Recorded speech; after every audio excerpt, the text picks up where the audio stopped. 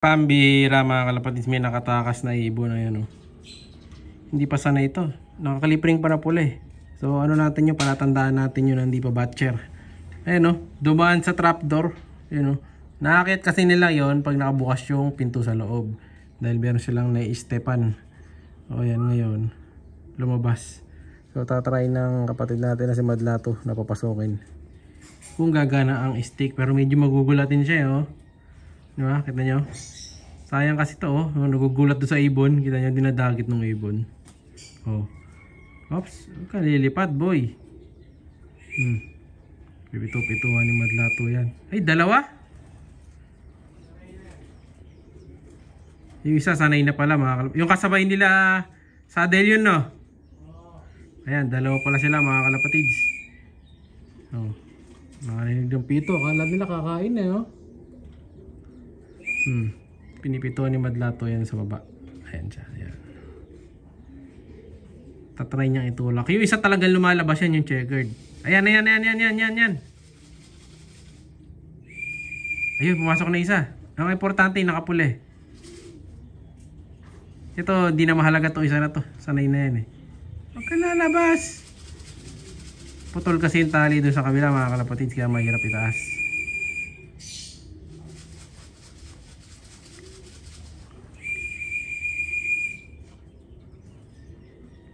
Ayan siya oh, nahabol oh. Kaya natin kung papasok. Pero sanay sa pito mga kalapatids eh, pumapasok eh. Sige. Sama, buwabayan dyan boy. Bigyan mo na ng tunay.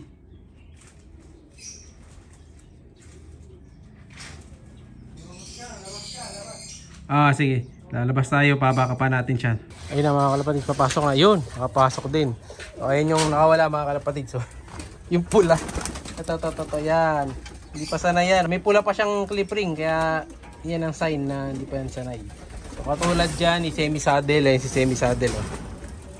Ayan. Si one-sided. Ayun, yung puti. Ayan, sasara na ulit natin yan. Yung mga barako na ulit ang palalabasin. Oops. Yung mga barako yan. Oh.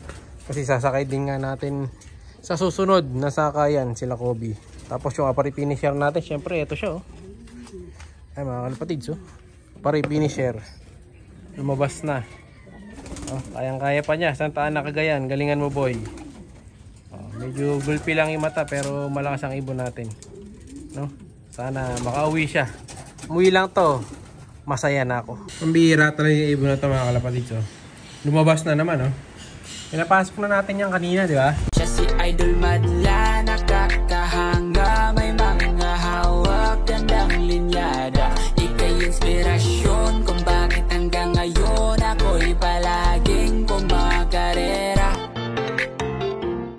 Yun, nakita nyo yung kalapate natin mga kalapatids na tumatakas, di ba? Ngayon, ito papatakasin na natin talaga sila. Dahil kahapon, naligo na rin naman siya eh. Ngayon, papawalan na natin mga kalapatids. Kasama nila saddle ni itim sa kalawang. So, ano nila to? Moment na nila to ngayon. Para masanay sila. O ganito, yan, ganito siya nakakatakas mga kalapatids. Papakita ko sa inyo ngayon. Medyo explain ko sa inyo ng konti kung paano siya tumatakas. Kapag kasi itong pinto natin na to, nakabukas siya na ganon. So, tatapak yung kalapate dito and then tutuloy na yan papunta dun. So nakakatakas sila sa ganong style. So sa pamamagitan nun, ayun, nakakadire-diretso labas na. Pero ang gumagawa lang nun sa loop natin, dalawa lang, yung dalawang checkered lang na yun. Ngayon, ito lalabas na natin yung mga ibon natin. Nahin muna natin yung isa. Yung checkered niya sanay na. Yan, ito mga kalapatids, si Boy Takas. Magaling sumibat to eh. So pawawalan na natin siya ngayon. Yan. So ganyan ang ginagawa niya, ayan o. Tatapak siya dyan, tapos didire-diretso na palabas. Ayan, try natin i-ano sa kanya, ipagawa sa kanya. Ayan, ganyan mga kalapatids oh. So ipwesto siya dyan, tapos tutuloy na siya sa butas. Ayan, ganyan mga kalapatids. Ayun oh, yun, diba? Ganun pala siya tumakas mga kalapatids. Ganun ang ginagawa niyang diskarte. So ngayon, yung iba niya mga kasama, pawalan na natin. Ito, kasama niya to, si Kalawang. Ito, di ko sure kung sanay na to kasi medyo di pa rumonda to eh. No? Pero sila Saddle, si Itim, sanay na yun. Nakabalik na. Ito hindi pa. Pero kunin natin. Ayun siya mga kalapatid. So, dati ang pangit lang nito. Pero ngayon, kita nyo, ganda na. Nag-iba na rin yung kulay nyo. Tumitingkad na yung pagka-brown. Hindi na yung brown na mapusyaw. So, solid na. Oops, medyo malikot. O yan. Tapos ito naman, si Itim. Ito yung isa sa mga ano ko to eh. Sa mga favorite birds. Ayan. Lalabas na rin natin. O yun, isa. Ay pa lumabas ah. O ayan, lumabas na. Isa na lang. Huli natin to. Huwag kang sanang mawala. Ilang araw ka na rin nakakawala mga kalapatid. Ito eh. No? So nawala to. 2 araw kung di ako nagkakamali. Kaya tingin ko kahit pa paano sanay-sanay na to. Tingnan natin ang gagawin niya. Mainit naman eh. So tama-tama. Tara. So bukas magpapaligo ako ng malatayon eh. Dapat ngayon. Sabay pawala. Kaso nga, umalis ako ngayon eh. Bukas na lang.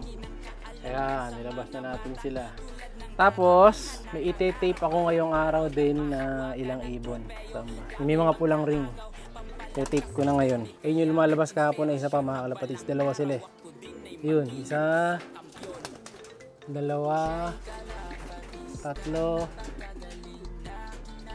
4 mga kalapatid. Ito isa. 4 pala pawawalan natin. Lagyan na natin ng tape para masanay na natin. Ito yung gagamitin yung tape. So naglagay na ako dito 8. 6 na lang to kasi yung isa ito nandito.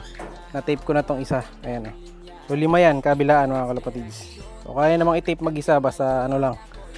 Alari lang. So kabilaan na yung naka-tape niyan. Okay na yan. Ayan, oh. Next ito checkered na parang barako eh. Di pa sana ito. Ito yung isang lumalabas mga kalapatids. Yun o, yung naka-red. Patatalunin na rin natin to. Let's go! Sakto. Last bird na tuturuan natin, itong si Hopsider mga kalapatids. Siyempre, sasanayin natin to.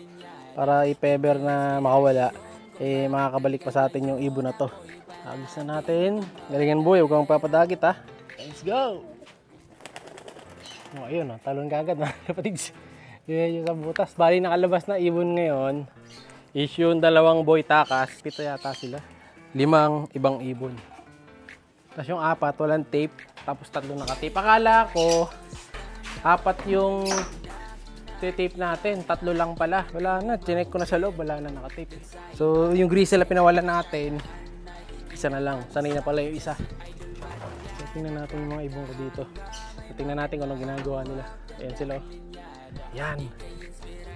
Pag nandito na yung mga ibon natin, hindi naman dadagit. Ito yung sinasabi ko sa inyo ano nito eh. Safe spot nila.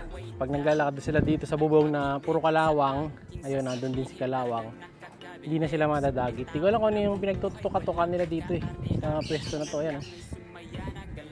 Nung bata ako dati pag nakakita ako ng ganito sa bubong mga kalapate, tuntua ako eh. Ayan o, may kinakain sila. Oh, hindi ko lang alam kung ano. Makakalawang din ang kinakain yan. Tapos yung 3, ayun o, doon na sila nagtatago. So pag lumipad sila, dadapo sila sa dream loop dito sa taas, and then didiretso na sila sa baba. Ayan.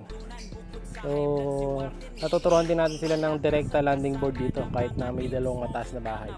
Diba? Nasa training lang. So pagkatapos niyan bukas, i-check ko naman yung nasa taas.